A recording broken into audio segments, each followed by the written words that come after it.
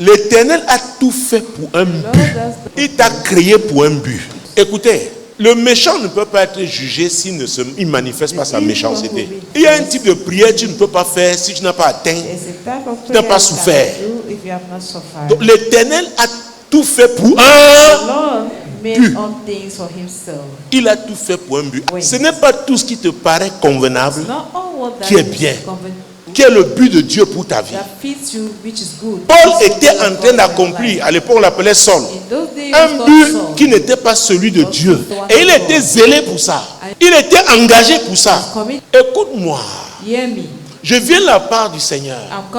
Et je viens te dire, tout but que tu es en train d'accomplir qui n'est pas celui de Dieu, l'Éternel va te stopper au nom de Jésus. Comme tu es ici, comme tu m'écoutes, je déclare que l'Éternel va te stopper. L'Éternel va t'arrêter. Parce que lui t'a créé pour un but. David disait, quand je n'étais qu'une masse informe, tes yeux me voyaient. Sur ton livre était écrit, tous les jours de ma vie, avant qu'aucun d'eux n'existât. Paul dit, pour moi, peut-être pour toi, tu es arrivé ici, tu es en train de faire des choses qui pour toi étaient convenables. Dieu dit maintenant c'est lui. Lève ta main droite, tu dis, oh Dieu, plus moi, mais toi. Oh Dieu, plus moi, mais toi. Hey, tu peux avoir fait un très bon business plan. Tu as respecté les normes de la science. Mais si ce n'est pas le but de Dieu pour toi, cette affaire ne peut pas marcher. Peut-être quelqu'un d'autre va prendre tout ça et il va réussir parce que c'est son couloir, parce que c'est son affaire. Oh Dieu, l'affaire que tu m'as réservée, mon couloir, Éternel, positionne-moi au nom de Jésus. Même par la force, au nom puissant de Jésus. Paul, il le faisait selon sa religion, selon leur tradition. Et il disait, il savait que c'est ce qu'il fallait pour lui. Mais ce n'était pas le but de Dieu. Je vais te dire, si Dieu même te rend riche, ce n'est pas son but pour ta vie.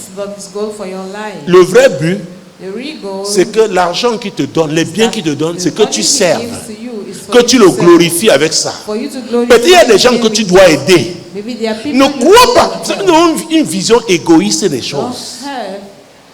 Tout ce que Dieu te donne, c'est pour sa gloire.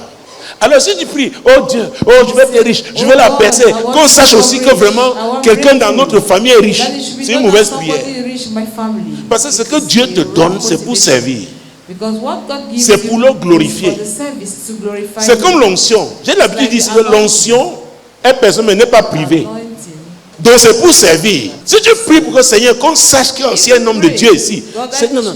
Mais si c'est pour servir, dans ton couloir, et tu te mets à suivre, servir, Dieu va toujours ajouter. Dieu va toujours ajouter. Parce que tu vis pour accomplir son but pour ta vie. J'entends Dieu me dire, en ce moment, me dit, fils, tous ceux qui voudront accomplir le but de Dieu dans leur vie, qui te rencontreront, seront bénis par tes prières. Et je m'apprête à relâcher ces bénédictions. Si c'est pour servir Dieu, écoute-moi, personne ne pourra te frustrer. Si c'est pour la gloire de Dieu, je prie pour que Dieu te fixe dans ton couloir. Écoutez, il y a un temps où on s'investit, on travaille dur. C'est comme s'il n'y a pas de résultat. Mais après Dieu, l'éclosion, tu déclares, ça se passe seulement.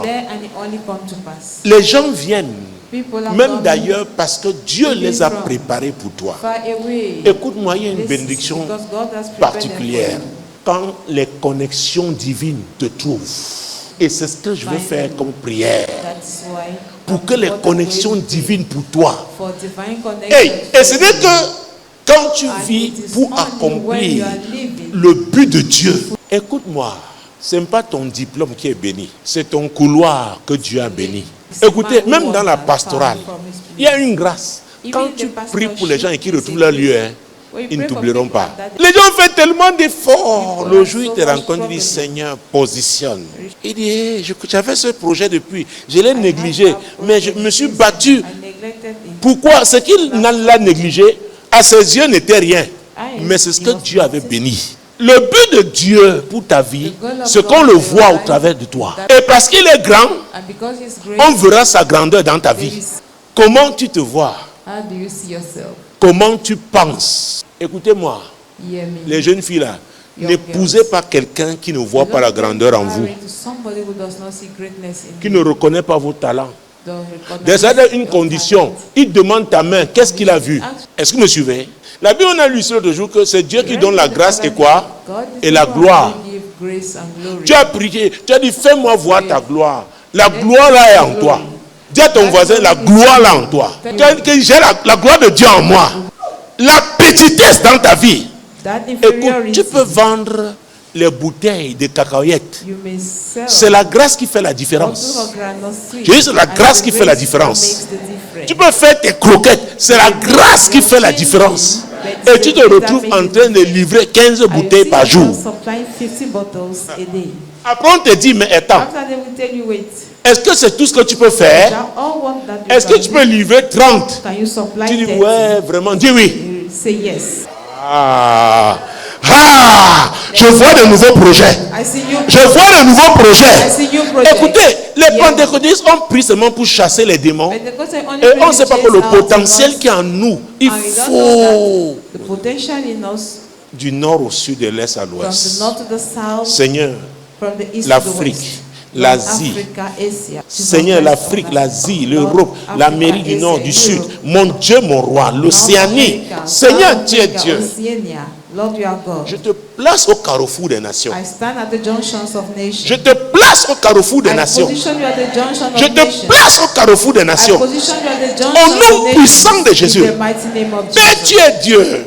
Ce qui a bloqué les connexions favorables dans la vie de tes enfants, aujourd'hui je brise au nom de Jésus. Je libère ton peuple au nom de Jésus. Je libère ton peuple au nom puissant de Jésus. Dieu va changer. Ton histoire va changer. Le Saint-Esprit est l'inspirateur. Il sait ce qu'il a à faire. Il sait ce qu'il va porter dans 10 ans. Si tu as 10 000 francs, tu n'arrives pas à épargner. Quand tu auras 100 000, tu ne pourras pas épargner. Les choses grandes que Dieu veut faire dans ta vie ne peuvent pas arriver comme ça.